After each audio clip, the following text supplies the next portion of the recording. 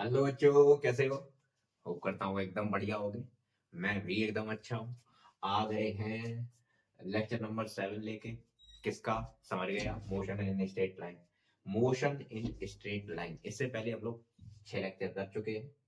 उनमें एक्सीलरेशन के बारे में पढ़ा, वेलोसिटी के बारे में पढ़ा, डिस्टेंस, डिस्प्लेसमेंट, ये सारी चीजें हम लोगों ने कवर की। उनके ऊपर क्वेश्चंस भी कवर किए। ठीक है। आज का इम्पोर्टेंट लेक्चर होने वाला है, बहुत ज्यादा इम्पोर्टेंट होने वाला है। इसके बेसिस पे ढेर सारे क्वेश्चन बनेंगे, तो ध्यान से देखिएगा, ध्यान से समझिएगा। ठीक है। Kinematic equation of uniformly accelerated motion.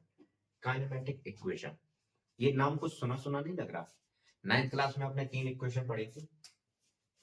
Ninth class में आपने 3 इक्वेशन पढ़ी थी। पहली थी v equal to u plus a t, कुछ कुछ याद आ रहा है? u plus a t. Second equation क्या पढ़ी थी? s is equal to u t plus half a t square. और इसी तरह से थर्ड काइनेमेटिक इक्वेशन आपने पढ़ी थी v square is equal to u square plus 2as। ये तीनों इक्वेशन आप पढ़ चुके हो। जैसे दिमाग से निकल गई ये चीजें तब भी कोई दिक्कत नहीं, बेसिक से लेके चलेंगे एकदम, कोई टेंशन नहीं। इसकी डेरिवेशन होगी, सारी चीजें इनकी समझते हुए चलेंगे। अच्छा, ये चीजें कब, ये इक्वेशन कब वैलिड थी? Valid only for uniform accelerated motion.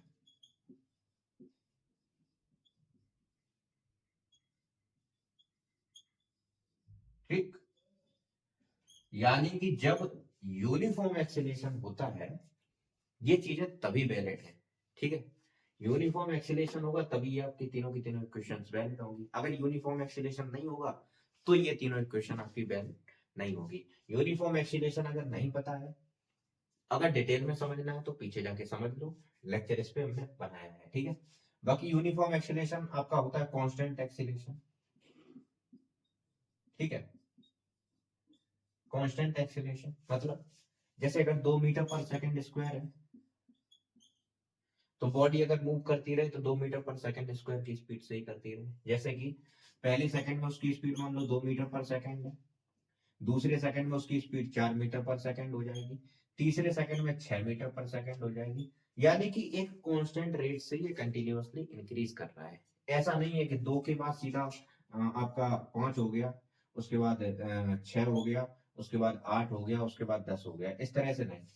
समझ रहे हो कि 2 के बाद 3, पहले 3 मीटर पर सेकंड का गैप, उसके बाद 1 का गैप, उसके बाद 2 का गैप, उसके बाद फिर से 2 का गैप। तो ये चीजें जो है ना नॉन यूनिफॉर्म एक्सीलरेशन के अंतर्गत आती हैं। ये सारी चीजें मैंने आपको एक्सप्लेन की थी। ठीक है। अभी आज की डेट में ये इन चीजों का आप लोग डेरिवेशन देखने वाले हैं। सबसे पहले इसे नोट कर लो, आप कर लीजिए note. First equation of motion से ही हम लोग शुरुआत करते हैं। ठीक है। पहली इक्वेशन ऑफ मोशन को हम लोग सॉल्व करते हैं। सबसे पहले इसका डेरिवेशन निकालते हैं।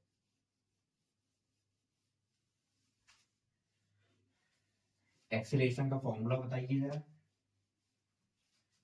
क्या है भाई एक्सीलरेशन का फॉर्मूला? एक्सीलरेशन आपका इक्वल टू होता है चेंज इन वेलोसिटी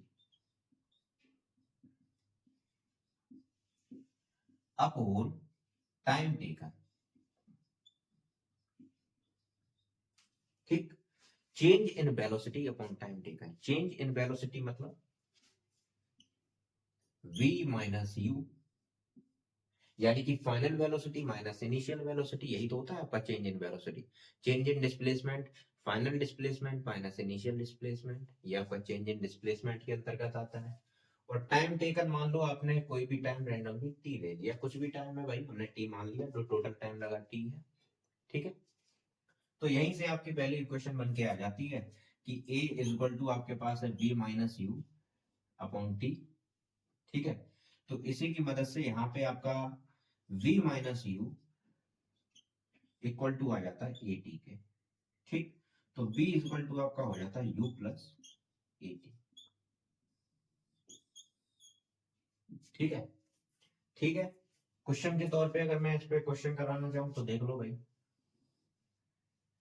आपसे बोला गया कि फाइनल वेलोसिटी बतानी है इनिशियल वेलोसिटी बताई गई कि u है आपका वो इक्वल टू है 10 मीटर पर सेकंड की। एक्सीलरेशन आपको दे रखा है 2 मीटर पर सेकंड स्क्वायर, और टाइम आपको दे रखा है क्या, टाइम दे रखा है आपको 10 सेकंड। 10 सेकंड के बाद बताइए भैया इसकी फाइनल वेलोसिटी क्या होगी। क्वेश्चन को समझ रहे, यानी कि हमें तीन चीजें दे रखी हैं, इनिशियल वेलोसिटी, एक्सीलरेशन, हमें दे रखा है कि स्टार्टिंग में बॉडी किस स्पीड से भागी थी, ठीक है। उसके बाद हमें दे रखा है कि भाग के हमें किस टाइम पे हमसे फाइनल वेलोसिटी पूछी जा रही है। अगर उसके पास एक्सीलरेशन है, अगर उसके पास एक्सीलरेशन है तो जाहिर सी बात है कि हर सेकंड में उसकी स्पीड बढ़ती जाएगी। बात को समझ रहे हो, पहले सेकंड में मान लो 2 मीटर पर सेकंड होगी, अगले सेकंड में, समझ रहे हो किस बात को मैं क्या कहना चाहता हूँ, ठीक है।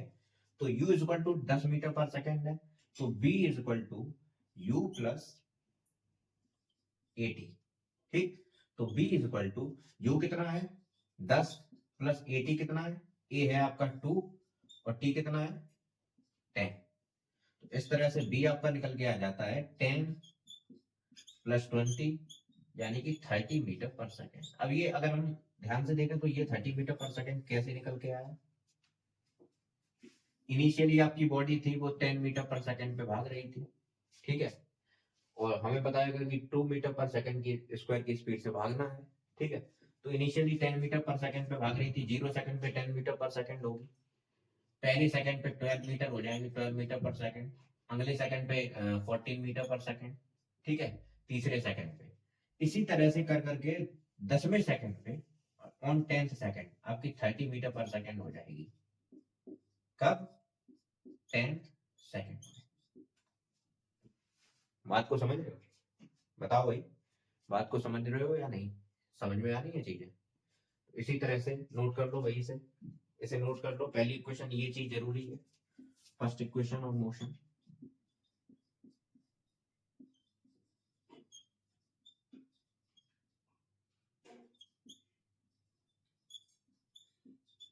और ये कब वैलिड है, यूनिफॉर्म एक्सीलरेशन के केस में, ये चीज याद रखना भाई, ठीक है, यूनिफॉर्म एक्सीलरेशन के केस में ही सिर्फ वैलिड होगी। नोट करो इसे। सेकंड इक्वेशन ऑफ मोशन आपकी दूसरी है। सेकंड इक्वेशन ऑफ मोशन क्या होती है भाई, s is equal to u t plus half a t square, ठीक है। यहां पे बेसिकली आपको बता दूं कि एस बेसिकली क्या होने वाला है, एस है आपका डिस्प्लेसमेंट, नेट डिस्प्लेसमेंट, ठीक है, और यू है आपका इनिशियल वेलोसिटी।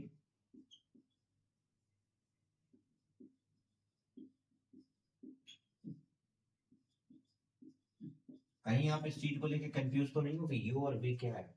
वैसे पिछले क्लास में मैंने आपको बता दिया था यू और बी क्या है, इसलिए मैं यहाँ पे नहीं बता पाया। अगर किसी को कंफ्यूजन है तो इसमें b equal to u plus a t में समझ लो भाई क्या है।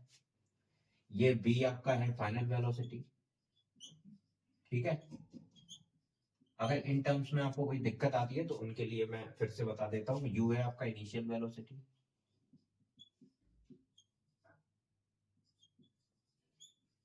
ठीक, a है आपका यूनिफॉर्म एक्सीलरेशन,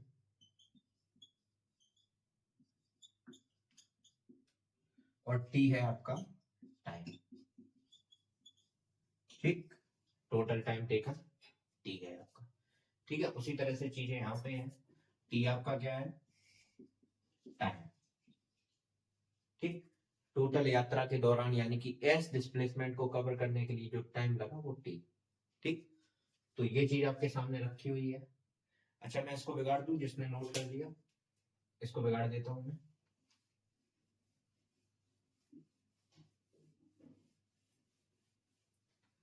ठीक है।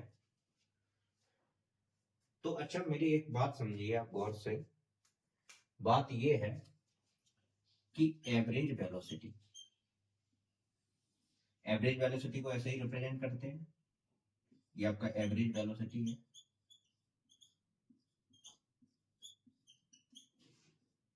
बोर्ड पे इस तरह से लिखता हूं कि ताकि आप स्क्रीनशॉट ले पाओ, जैसे लेक्चर के बीच में आपको नोट्स बनाने में दिक्कत आती है तो आप इनके स्क्रीनशॉट्स लेके बाद में जब लेक्चर कंप्लीट हो जाए उसके बाद आप इसे नोट कर सकते हैं स्क्रीनशॉट लेके।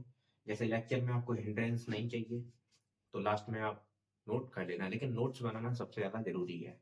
ठीक है, सबसे ज्यादा जरूरी है नोट्स बनाना, सबसे ज्यादा जरूरी है। आप अपने नोट्स बनाइए, क्लास के नोट्स बनाइए, जो बोलता हूँ आपको कुछ अगर उसमें से इंपॉर्टेंट लगता है तो उसको अलग से आप नोट कीजिए। ठीक है, जरूरी है, ये लास्ट के टाइम पे आपके काफी यूजफुल होंगे। तो एवरेज वेलोसिटी यहाँ पे मैं आपसे कह रहा हूँ इसलिए आप ये याद कर लो। यहाँ पे एक एवरेज वेलोसिटी का नया डेफिनेशन निकल के आया है, नया formula. Final velocity, initial velocity plus final velocity upon 2। ये कैसे आया, इसका डेरिवेशन क्या है मैं अभी नहीं बता सकता। जब मैं आपको ग्राफिकल मेथड समझाऊंगा, ग्राफ समझाऊंगा, तब मैं ये आपको एक बार एक्सप्लेन कर दूंगा। तब तक आप ये मान के चलो कि आप याद कर लो इसे।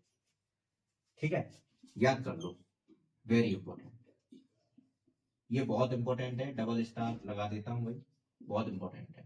ठीक है, कभी कभी बीच में से सवाल इस तरह से एडवांस के या जेईई मेंस के सवालों में क्या होता है, बीच में से आपको उठा के इसी तरह से चीजें पूछ ली जाती हैं, तब ये काफी इंपॉर्टेंट होता है। अच्छा ये बताओ, एवरेज वेलोसिटी एवरेज स्पीड के बारे में पढ़ा तो है ना आपने? मैंने वेलोसिटी और स्पीड का अलग से लेक्चर बनाया है, वहां पे एवरेज वेलोसिटी एवरेज स्पीड को अच्छे से एक्सप्लेन किया है, तो आप वहां पे देखो जाके। अगर और वहां पे मैंने ये फॉर्मूला आपको नहीं बताया था कहीं, ठीक है, ये वाला नहीं बताया था, ये अभी बस याद कर लो, फॉर्मूला बीच में आएगा। अभी मैं आपको नहीं समझा सकता, पहले ग्राफ समझाऊंगा उसके बाद इसको उसमें आपको समझा दूंगा। ठीक है, ठीक है, कोई दिक्कत? कोई दिक्कत नहीं। तो आइए शुरू करते हैं। तो अब मुझे ये बताइए आप, बी एवरेज इसका मेन फॉर्मूला क्या होता है? ये तो नोट करने लायक चीजें थी कि नोट कर लिया। बी एवरेज इसका नोट मेन फॉर्मूला क्या होता है? Total displacement, total displacement upon total time, यही तो होता है एवरेज वेलोसिटी। इसे हम लोग रिप्रेजेंट कर सकते हैं इस तरह से, इसको टोटल डिस्प्लेसमेंट को मैंने मान लो x लिख दिया, टोटल टाइम को मैंने मान लो t लिख दिया। ठीक है, तो x इज इक्वल टू, अब इस चीज का मुझे डेरिवेशन या फिर इसके हिसाब से अगर हम देखें तो यहाँ पे अगर मैंने डिस्प्लेसमेंट को s माना है तो यहाँ पे भी मैं टोटल डिस्प्लेसमेंट s मान लेता हूँ। ठीक है, कंफ्यूजन ना हो इसलिए, टोटल डिस्प्लेसमेंट यहाँ मैंने s माना, यहाँ पे भी मैं s मान लेता हूँ। तो डिस्प्लेसमेंट, अब मुझे इसकी तरफ चलना है, ये फॉर्मूला ट्रैप करके यहाँ पे निकालना है, हाफ ए टी स्क्वायर। ठीक है, ये निकालना है मुझे। तो फिर displacement is equal to b average, पूरे रास्ते में एवरेज आपकी वेलोसिटी क्या रही, ठीक है, इनटू टाइम। ठीक, ठीक है, इस तरह से आपका निकल आएगा। तो s is equal to b average, इसको रखते हैं हम b plus u upon 2 into t. कोई दिक्कत? कोई दिक्कत? या फिर u प्लस बी लिख देते हैं, कोई दिक्कत?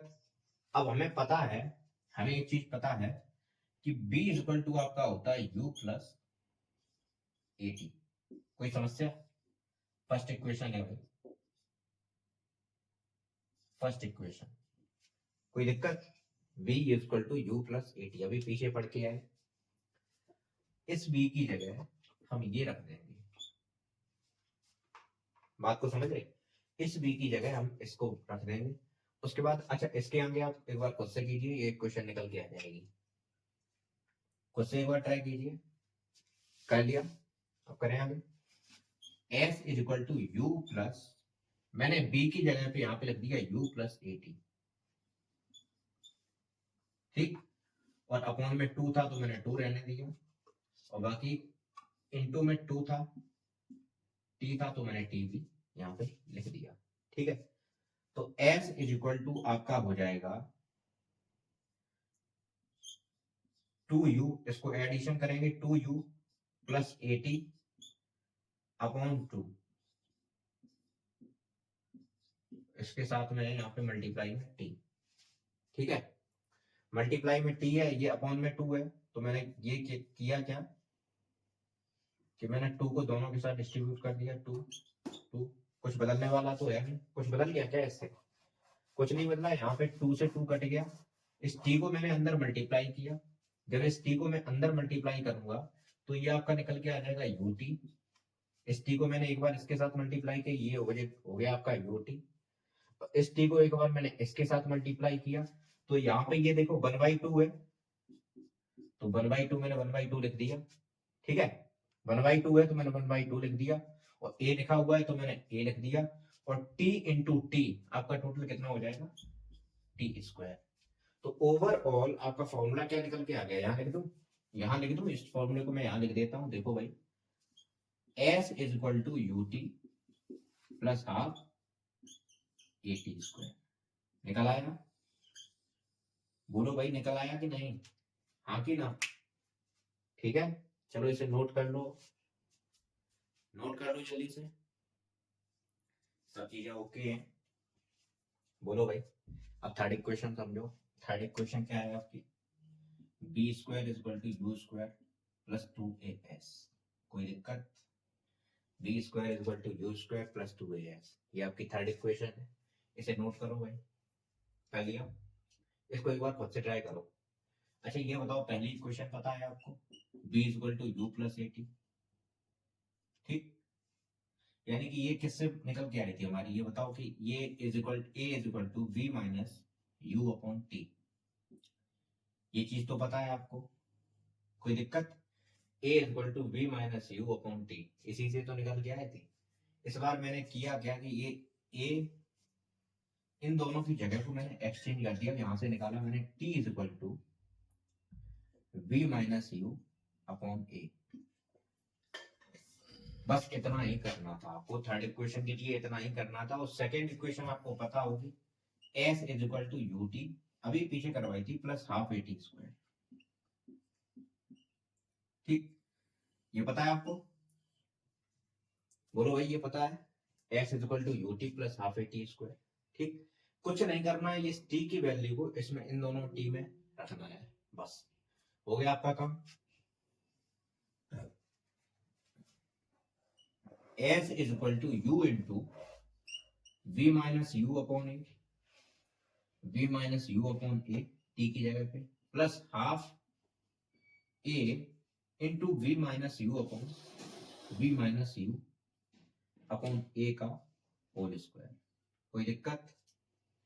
कोई दिक्कत इस चीज को समझने में? कोई दिक्कत नहीं, बस इसको अंदर अब मल्टीप्लाई करना स्टार्ट करो। s is equal to u b minus u square upon a, कोई दिक्कत?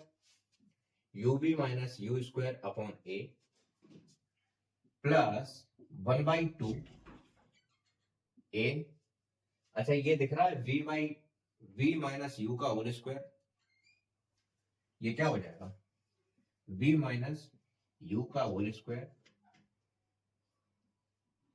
अपॉन ए का स्क्वायर। अरे भाई ये होल स्क्वायर है ना, तो इस पे भी होल स्क्वायर चढ़ जाएगा, इस पे भी होल स्क्वायर चढ़ जाएगा, बात को समझ रहे हो? तो s is equal to u b minus u square upon a plus 1/2 ए, इस होल स्क्वायर को खोलना स्टार्ट करो, v square plus u square minus 2 u b, कोई दिक्कत, अपॉन ए स्क्वायर। यहां से यहां पहुंचने में कोई समस्या? कोई समस्या नहीं।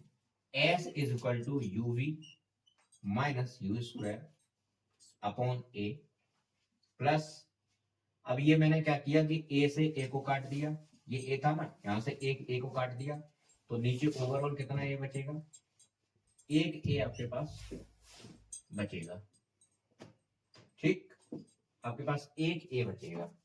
अब मैंने यहां से 2 को ऐसे ऐसे साफ कर दिया, 2 को मैंने इसके साथ लिख दिया, कोई दिक्कत? कोई दिक्कत? उसी चीज को ऐसे लिखना था, कोई दिक्कत है भाई, बताओ? 2 का मैंने एलसीएम लिया,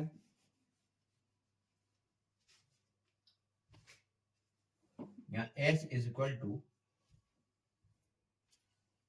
2 है, मैंने एलसीएम के तौर पे लिया, यहाँ पे a है, तो इस पूरे में से आपका जो 2 into u b minus u square, 2 का मल्टीप्लाई हो जाएगा, यहाँ पे ए ही तो है तो 2 का मल्टीप्लाई इसके साथ हो जाएगा, और ये आपका plus b square plus u square plus 2 ub as it is लिख दिया, ठीक है, सॉरी -2 ub, -2 ub, अरे इसको खोलेंगे b square plus u square -2 ub, ठीक है, s is equal to 2 ub minus 2 u square, ध्यान से देखिए 2 ub minus 2 u square plus b square plus u square minus 2 ub, ठीक, अपॉन 2a। कोई दिक्कत, कोई दिक्कत, ये प्लस में है ये माइनस में है, इनको मैंने काट दिया, ये आपके हट गए, ठीक है, बचा क्या, आपके पास बचा s is equal to -2 u square और प्लस यू स्क्वायर, तो यहाँ पे बी स्क्वायर आपका बी स्क्वायर का बी स्क्वायर रहेगा और -2 u स्क्वायर और यू स्क्वायर ये आपका निकाल के देगा -u स्क्वायर अपॉन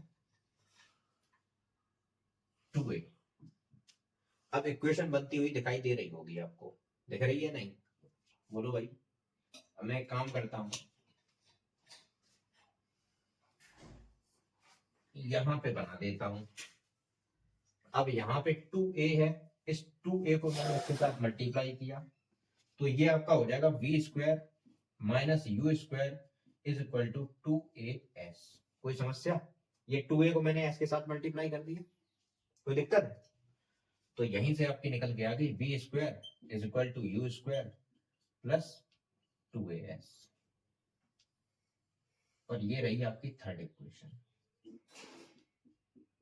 ओके है, बताओ भाई, ओके एकदम, v square is equal to u square plus 2as। नीचे थोड़ी सी राइटिंग बिगड़ गई, लेकिन मैं उम्मीद करता हूँ आप मैनेज कर लोगे, स्क्रीनशॉट लो या फिर नोट करो इसे। तीनों इक्वेशन के डेरिवेशन कंप्लीट हो गए। अब मेरी बात को समझो, इन्हीं तीनों इक्वेशन का हम लोग डेरिवेशन करेंगे कैलकुलस मेथड से। कैलकुलस मेथड से करना इसलिए जरूरी है क्योंकि वो वाला जो तरीका है ना, वो सिर्फ और सिर्फ यूनिफॉर्म एक्सीलेशन पे ही काम आएगा, लेकिन कैलकुलस मेथड से बीच में आपका एक फॉर्मूला आपको दिखाई देगा, जब मैं इसको ड्राइव करूंगा तो बीच में आपको फॉर्मूला दिखाई देगा कि हम लोग किसी भी प्रकार का एक्सीलेशन हो, चाहे यूनिफॉर्म हो चाहे नॉन यूनिफॉर्म हो, हर तरह का जो है ना क्वेश्चन कर सकते हैं कैलकुलस मेथड से। तो देखो भाई कैसे। अच्छा, उससे पहले मैं आपसे चाहूंगा कि आपको इंटीग्रेशन की बेसिक नॉलेज होनी चाहिए, अगर नहीं है तो इधर देख लो, जल्दी जल्दी बता देता हूं। सबसे पहली चीज कि अगर मैं x की पावर n का इंटीग्रेशन कर रहा हूं, ठीक है, तो ये क्या निकल के आता है, x की power n plus 1 upon n plus 1 और प्लस c, ठीक है, प्लस c तब आता है निकल के जब आपके पास पावर दे ना रखी हो। अगर यहाँ पे पावर दे रखी है a से लेके b तक, यानी कि अपर लिमिट आपकी b है और लोअर लिमिट आपकी a है, तो पहले इसमें यही चीज आप ऐसे लिख सकते हैं, पहले b रख दो, b की power n plus 1 upon n plus 1 minus, उसके बाद माइनस करो, उसके बाद a रखो, पहले x की जगह पे b रखो, उसके बाद माइनस करके a रखो, minus a n plus 1 upon n plus 1, यानी कि जब आपके पास लिमिट हो तब आपको ये चीजें करनी है। तो आज जो आपको देखने को मिलेगा इंटीग्रेशन, वो लिमिट वाला ही देखने को मिलेगा, ठीक है। पहली चीज तो ये है कि इंटीग्रेशन का सबसे बेसिक फॉर्मूला क्या है। दूसरी चीज समझो कि जैसे आपके पास मान लो यहाँ पे कुछ भी नहीं लिखा है, dx अकेला लिखा हुआ है, ठीक है, dx मान लो अकेला लिखा हुआ है, तब क्या करेंगे, अगर इसके साथ कुछ नहीं है तो भाई जिसके साथ कुछ नहीं उसके साथ 1 होता है, तो 1 dx, ठीक है। अब किसी के साथ अगर 1 लिखा हुआ है, यानी कि 1 अगर इसके साथ लिखा हुआ है, तो 1 का मतलब 1 को हम लोग x की पावर 0 भी लिख सकते हैं। अरे किसी की भी पावर 0 क्या होता है, किसी की भी पावर 0 आपका 1 होता है, तो मैं 1 की जगह पे x की पावर 0 लिख सकता हूं, ठीक है। तो 1 की जगह पे मैंने x की पावर 0 लिख दिया, उसके बाद जब मैं इसको इंटीग्रेट करूंगा तो फिर इंटीग्रेशन के बाद क्या, 0 प्लस 1 फॉर्मूला के अकॉर्डिंग जिसकी पावर 1 है उसकी पावर में बेसिकली एक ऐड करो, अपॉन 0+1।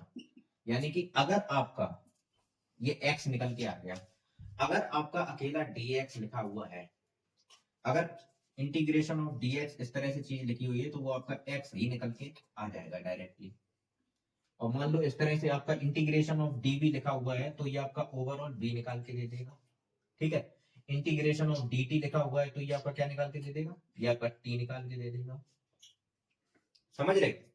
यानी कि इसके साथ अगर कुछ नहीं लिखा है तो एक चीज और, एक छोटी सी चीज और, कि अगर इंटीग्रेशन के साथ मान लो 2 dv लिखा हुआ है, यानी कि इसके साथ कांस्टेंट लगा हुआ है, तो सबसे पहले कांस्टेंट को क्या करते हैं, कांस्टेंट को बाहर निकाल देते हैं, उसके बाद dv। कांस्टेंट अगर रखा हुआ है यहाँ पे मल्टीप्लाई में तो कांस्टेंट को बाहर निकाल दिया, उसके बाद dv, और उसके बाद जो यहाँ पे तरीका समझाया सेम वही तरीका, इस dv की जगह पे क्या आ जाएगा, 2v। समझ गए कैसे आएगा, क्यों आएगा, सब चीजें समझ गए पक्का। अगर लिमिट लगी हो 0 से लेके x तक या 1 से लेके 2 तक, कुछ भी लिमिट लगी हो तो final limit upper limit minus lower limit कर देना, आंसर निकल आएगा। ठीक है, इंटीग्रेशन का ये बेसिक नियम है, जिसको नहीं आता था वो नोट कर ले भाई, उसके आगे बढ़ते हैं फिर। चलो तो फर्स्ट इक्वेशन हम ड्राइव करते हैं। पहली इक्वेशन,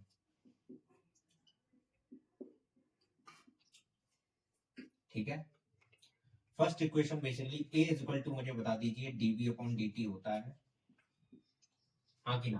पहली इक्वेशन होती है v is equal to u plus at, यानी कि हमें ऐसी इक्वेशन चाहिए जिसमें वेलोसिटी, टाइम और एक्सीलरेशन तीनों चीजें हों। ठीक, तो उसके लिए यही फॉर्मूला सबसे अच्छा है। तो चलिए आगे इसको देखते हैं, a is equal to dv upon dt। ठीक, कोई समस्या, a is equal to dv upon dt, मैंने क्या किया, dv इज इक्वल टू, ये dt को मैंने साइड भेजा, ये आपका हो जाएगा a dt। कोई दिक्कत, यहाँ dv रख दिया, उसके बाद dt को मैंने साइड भेज दिया, ये dt इसके साथ मल्टीप्लाई भेज दिया। उसके बाद आपको करना क्या है, दोनों साइड कर दो इंटीग्रेशन। सबसे पहले ये दोनों डिफरेंशिएशन के फॉर्म में थे। ठीक है, integration of a into D T आपका अगेन वेलोसिटी निकाल के देता है। ठीक है, dt के रिस्पेक्ट में a का इंटीग्रेशन करते हैं तो वो आपका वेलोसिटी निकाल के देता है, पता है ना। अरे भैया एक्सीलरेशन, वेलोसिटी का अगर डिफरेंशिएशन करो तो एक्सीलरेशन, और एक्सीलरेशन का अगर इंटीग्रेशन करो तो वेलोसिटी। समझ रहे हो, वेलोसिटी का अगर हमने डिफरेंशिएशन किया, डिफरेंशिएशन, तो हमें क्या निकाल के देता है, एक्सीलरेशन, और एक्सीलरेशन का अगर हमने इंटीग्रेशन किया तो हमें क्या निकाल के देता है, फिर से वेलोसिटी। तो एक्सीलरेशन का मैं इंटीग्रेशन कर रहा हूं, वही चीज तो है, कोई कंफ्यूजन चीज है तो नहीं यहाँ पे। ठीक है, तो dv, अब इसकी लिमिट में क्या रखूंगा, ये dv जो रखा हुआ है आपका, इसकी लिमिट में क्या रखूंगा, dv की लिमिट रखूंगा, फाइनल लिमिट इनिशियल क्या होगी, u से स्टार्ट कर रहे हैं और v तक जा रहे हैं। ठीक है, बात को समझ रहे हो कि नहीं, इनिशियली u से स्टार्ट कर रहे हैं और v तक जा रहे हैं, और यहाँ पे टाइम की लिमिट 0 से लेके t तक। ठीक, बात करते हैं सर एक्सीलरेशन की लिमिट क्यों नहीं रख रहे हो। एक्सीलरेशन अगर आपको पता हो तो मैंने यूनिफॉर्म एक्सीलरेशन ले रहा हूं, और ये फॉर्मूला जो आपका रखा हुआ है यहाँ पे, ये आपका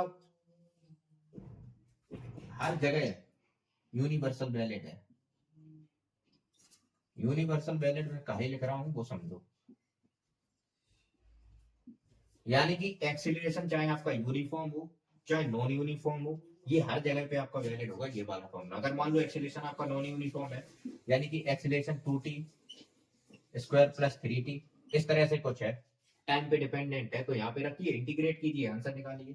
ठीक है, अगर यूनिफॉर्म है, अगर यूनिफॉर्म है तो यूनिफॉर्म है तो फिर क्या करेंगे, अच्छा इसका इंटीग्रेशन क्या, डीवी का इंटीग्रेशन अभी मैंने पीछे समझाया, v निकल के आ जाएगा, upper limit minus lower limit is equal to, a तो आपका बाहर, ये ए है कांस्टेंट, इसको मैंने बाहर भेज दिया, ये यहाँ पे ए कांस्टेंट रखा हुआ था, कांस्टेंट को मैंने बाहर भेज दिया, एक कांस्टेंट आपका बाहर पहुंच गया, एंड इंटीग्रेशन ऑफ dt, बताओ भाई क्या निकल के आएगा, t 0 से लेके t तक। कोई दिक्कत तो नहीं है, अभी बेसिक पीछे समझाया। ठीक है, स्टेप बाय स्टेप समझो, यहाँ पे dt बचा तो dt की जगह पे मैंने अकेला t रख दिया, उसके बाद अपर लिमिट माइनस, एक बार अपर लिमिट इसकी जगह पे रखो v माइनस u। कोई दिक्कत, v minus u is equal to a into t minus zero. तो ये आपका v minus u b is equal to u plus a t निकाल के दे देगा। तो ये आ गई आपकी पहली इक्वेशन। ठीक है, चलो इसे नोट कर लो, जल्दी नोट कर लो। अगली सेकंड इक्वेशन देखते हैं भाई। तो सेकंड इक्वेशन सबसे पहले बताओ, h is equal to u t plus half a t square. ठीक है, तो मुझे ये बताइए कि ऐसी कौन सी इक्वेशन है, ऐसी कौन सी इक्वेशन है, ऐसा कौन सा फॉर्मूला है जिसमें ये तीनों फॉर्मूले आपके सेट हो जाए, टाइम आ जाए, वेलोसिटी आ जाए और डिस्प्लेसमेंट आ जाए और एक्सीलरेशन भी आ जाए। दिमाग लगाइए जरा। अब दिमाग लगाते हैं तो फिर ये दिखता है कि सब एक काम करते हैं कि b is equal to d x upon d t. इस फॉर्मूले से हमें v और x और t तो दिख रहा है, यानी कि डिस्प्लेसमेंट, वेलोसिटी और टाइम दिख रहा है, लेकिन एक्सीलरेशन नहीं दिख रहा है। दिखेगा, वो भी दिखेगा, समझते चलो। v है तो एक्सीलरेशन भी दिखेगा। ठीक है, चलो इसे t को इधर भेज दो, तो dx आपका बराबर हो जाएगा। सबसे पहले बॉडी समझो, बॉडी आपकी जो है ना जीरो से लेके एस डिस्प्लेसमेंट तक जा रही है, और यहाँ पे टाइम जो है वो आपका बराबर जीरो है, यहाँ पे टाइम आपका बराबर टी के है। ठीक, ध्यान रखना है इस बात को। ठीक है, तो डी एक्स बराबर वी डी टी, इंटीग्रेट कर दो दोनों साइड। अच्छा मुझे ये बताओ, जो यहाँ पे v फाइनल वेलोसिटी ये आपका लिखा हुआ है v, चलो इसको हम बाद में, पहले से तोड़ दो। t है, t के रिस्पेक्ट में कर रहे हैं सारी चीजें, यानी कि t को आपको सबसे पहले जीरो से लेके t तक, t की लिमिट क्या है जीरो से लेके t तक, और डिस्प्लेसमेंट की लिमिट क्या है जीरो से लेके s तक। ठीक, तो dx आपका क्या निकल के आएगा, dx आपका निकल के आ जाएगा x के बराबर, और ये आपकी लिमिट होगी जीरो से लेके s तक। ठीक है, उसके बाद v, अब मेरी बात को समझो, ये v क्या होगा इसके साथ, फाइनल वेलोसिटी, यानी कि v आपका बराबर किसके होता है, u प्लस at के बराबर। फाइनल वेलोसिटी यहाँ पे पता करना है ना, तो u प्लस at के बराबर आता है निकल के dt। अब मेरी बात को अच्छा इसको एक बार खुद से ट्राई करके देखो। और यहाँ पे ये आपका फॉर्मूला जो है ना यूनिवर्सली बन जाता है, ये मतलब u तो आपका हमेशा कांस्टेंट रहेगा। a अगर आपको वेरिएबल करना है तो a को वेरिएबल करवा सकते हैं, उसके बाद सॉल्व कर सकते हैं। तो इसको हम लोग ऐसे अलग कर सकते हैं, s माइनस जीरो, यानी कि ये नेट आपका s बचेगा, इंटीग्रेशन ऑफ u जीरो से लेके t तक dt plus integration of at dt zero से लेके t तक। अब यहाँ पे आपका u कांस्टेंट है, यहाँ पे आपका t कांस्टेंट है, दोनों को बाहर निकालो। s इज इक्वल टू आपका ओवरऑल निकल के आएगा कितना, s is equal to u मैंने बाहर निकाल दिया जीरो से लेके t तक dt। अब ये बताओ, यहाँ पे कुछ भी नहीं लिखा हुआ है, dt अकेला लिखा हुआ है, इंटीग्रेशन क्या निकल के आएगा, बताओ भाई क्या निकल के आएगा। यहाँ पे a आपका कांस्टेंट है, a को बाहर निकाल दो। ठीक है, a को जब मैंने बाहर निकाला तो ये आपका जीरो से लेके t तक, अंदर बचा t, इस बार t बचा हुआ है, t dt, इस बार t बच गया अंदर। t को भी थोड़ी नहीं बाहर निकाल सकते, क्योंकि टाइम तो आपका वेरी कर रहा है पूरे रास्ते में, समझ रहे हो। टाइम आपका यहाँ अलग होगा, यहाँ पे मान लो 1 सेकंड, 2 सेकंड, 3 सेकंड, 4 सेकंड, इस तरह से टाइम तो आपका वेरी कर रहा है पूरे रास्ते में। यू वेरी नहीं करेगा। इनिशियल वेलोसिटी देखो भाई, इनिशियल वेलोसिटी यहीं पे होगी जो भी होगी, इनिशियल वेलोसिटी आपकी कभी वेरी नहीं करेगी। इनिशियल वेलोसिटी मान लो 10 मीटर से हमने शुरुआत की थी, तो तुम चाहे 1000 किलोमीटर पार पहुंच जाओ, तब भी तुम्हारी शुरुआत ही क्या रहेगी, शुरुआत तो 10 किलोमीटर पर आवर ही रहेगी, या फिर 10 मीटर पर सेकंड, जो भी आपने ली हो। ठीक है, तो इनिशियल कभी भी चेंज नहीं होगी। एक्सीलरेशन तो है ही हमारा कांस्टेंट, तो एक्सीलरेशन को भी हमने ऐसे बाहर निकाल दिया। तो एच इज इक्वल टू ये आपका u और t आपका जीरो से लेके t तक, जीरो से लेके t तक, यानी कि अब किसी की लिमिट जैसे जीरो से लेके t हो, तो t माइनस जीरो वो आपका t ही बचेगा। ठीक है, प्लस ए, अब यहाँ पे टी लिखा हुआ है, इसका इंटीग्रेशन बताइए जरा क्या निकल के आएगा। टी 1+1 अपॉन 1+1,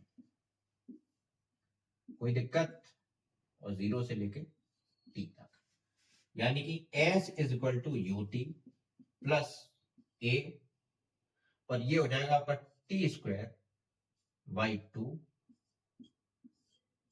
0 से लेके टी तक। नीचे 0 है, 0 जब नीचे हो तो कोई फर्क नहीं पड़ता, उसको इग्नोर कर दिया करो, ठीक है। लेकिन अगर नीचे आपका टी पहुंच जाए और ऊपर 0 पहुंच जाए तब इग्नोर मत करना, तब पूरी कहानी पलट जाएगी, समझ रहे हो। तब इस पूरी इक्वेशन के साथ माइनस आ जाएगा, ठीक है। तो you t plus A by 2 यानी कि half a t square, second equation निकल आई आपकी, बोलो भाई निकल आई। चलो इसे नोट कर लो भाई, जल्दी से नोट करो। थर्ड इक्वेशन ऑफ मोशन, इसको समझने के लिए एक कंसेप्ट जो हमने एक्सीलरेशन वाले लेक्चर में लास्ट में समझाया था, ठीक है। तो वो कंसेप्ट क्या है कि मैंने कहा था कि भाई ए इज इक्वल टू, जैसे आपका डीवी ओवर डी होता है, ठीक, तो मैं ऊपर और नीचे dx ओवर dx कर देता हूं। एक बार dx मैंने ऊपर लिख दिया, एक बार dx मैंने नीचे लिख दिया। तो होता क्या है कि मैंने इन दोनों का, जैसे ये जो चीजें उठा ली, इससे कोई फर्क पड़ेगा, dx dx ऊपर नीचे कर दिया, कोई फर्क नहीं पड़ेगा, लेकिन हमारा काम बन जाएगा, क्योंकि थर्ड इक्वेशन को चाहिए क्या, b square is equal to u square plus 2as। इसको ना कहीं पे भी टाइम नहीं चाहिए है, और इस इक्वेशन में आपको टाइम दिखाई देगा। अगर वेलोसिटी इज इक्वल टू लेते हो तो dx अपॉन dt, t वहां पे भी है, और एक्सीलरेशन इज इक्वल टू लेते हो तो वो आपका होता है dv अपॉन dt, तो t वहां पे भी है। तो इस टाइम को मुझे एलिमिनेट करना है, कैसे करोगे, dx over dt, dx over dt किसके बराबर होता है भाई, dx ओवर dt ये आपका बराबर हो जाता है dv ओवर, सबसे पहले नीचे dx रख दो, और इनटू dx ओवर dt।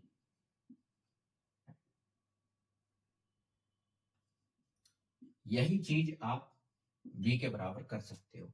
इसका स्क्रीनशॉट लेना चाहो तो ले लो भाई, जल्दी से ले लिया। अब इसको मैं थोड़ा बिगाड़ दूं, किधर गया, चलो, ये आपका v के बराबर, यानी कि ओवरऑल इक्वेशन आपकी निकल के आ गई v dv ओवर dx। कोई दिक्कत, कोई दिक्कत। अब इसी का हम लोग यूज करेंगे, तो v dv is equal to a dx, ठीक, dx को मैंने साइड भेज दिया a के साथ, इंटीग्रेशन कर दिया दोनों का, ठीक। dx का इंटीग्रेशन कहां से कहां तक हुआ, 0 से लेके s डिस्प्लेसमेंट तक, ठीक है। अच्छा, इसको कभी करना चाहो तो, मतलब जरूरी नहीं है हमेशा बॉडी आपकी 0 से ही स्टार्ट हो, कभी हो सकता है s1 से स्टार्ट हो जाए। मान लो ये आपका एक्सीलरेशन है, ये आपका 0 है, यहाँ से s1 से स्टार्ट हो गई, s2 तक गई, तो s1 से s2 तक भी जा सकती है, तब आप उस हिसाब से इंटीग्रेशन करके निकाल देना, ठीक है। वैसे मैं 0 से लेके, अभी इसकी जरूरत पड़ेगी नहीं, जब पड़ेगी तब मैं अलग से समझा बता दूंगा, 0 से लेके s तक, ठीक। तो v dv, v कहां से कहां तक, v की लिमिट कौन सी लेना है, फाइनल माइनस इनिशियल, यानी कि इनिशियली आपकी 0 होगी, फाइनल आपकी v हो जाएगी मान लो, ठीक है। अब कुछ नहीं बचा, आप इसको इंटीग्रेट करना स्टार्ट कर दो। v आपका रखा हुआ है और dv है यहाँ पे इसके साथ में, तो v स्क्वायर बाई 2, और कहां से कहां तक जाएगा,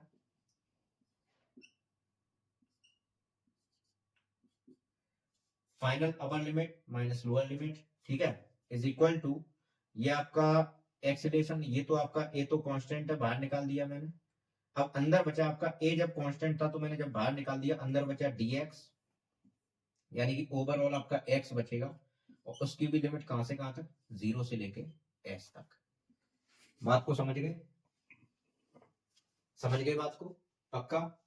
चलो इसको देखो भाई, सबसे पहले upper limit b square by 2 minus u square, minus lower limit u square by 2, एक बार v की जगह पे v रख दो, उसके बाद u रख दो, तो v square by 2 minus u square by 2, ठीक है, इज इक्वल टू a, और ये x। अच्छा, इस चीज को लेके कंफ्यूज मत होना कि सर ये v और ये भी सेम है, तो अगर इस चीज को लेके कंफ्यूज हो तो इस v को मैं कुछ और भी मान सकता हूँ, मान लो इसको v नॉट मान लेते हैं फिर, ठीक है, ये v नॉट है आपका, हर जगह पे मैं इसको v नॉट मान लेता हूँ, ठीक ठीक, तो dv ओवर dx हो जाएगा, ठीक, इसको मैंने v नॉट मान लिया, जो ये वेलोसिटी है आपकी, इसको मैंने क्या मान लिया, v नॉट मान लिया, तो कंफ्यूज मत होना, ठीक है। एक बार मैंने उसकी जगह बी स्क्वायर बाई टू रख दिया, एक बार यू स्क्वायर बाई टू रख दिया। पिछले वाले लेक्चर में भी अगर आप कंफ्यूज हो उस चीज को लेके, बी को लेके, तो बी की जगह पे आप बी नॉट रख देना, ठीक है। तो b square by two minus u square by two is equal to a, ये डिस्प्लेसमेंट एक्स जीरो से लेके एस तक है, जीरो से लेके एस तक है, यानी कि एस माइनस जीरो, बात वही पड़ जाएगी।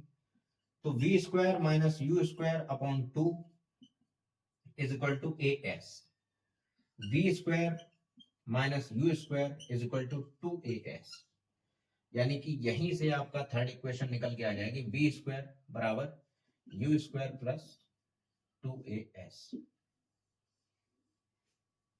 समझ गए, समझ गए कि नहीं समझे, बोलो भाई।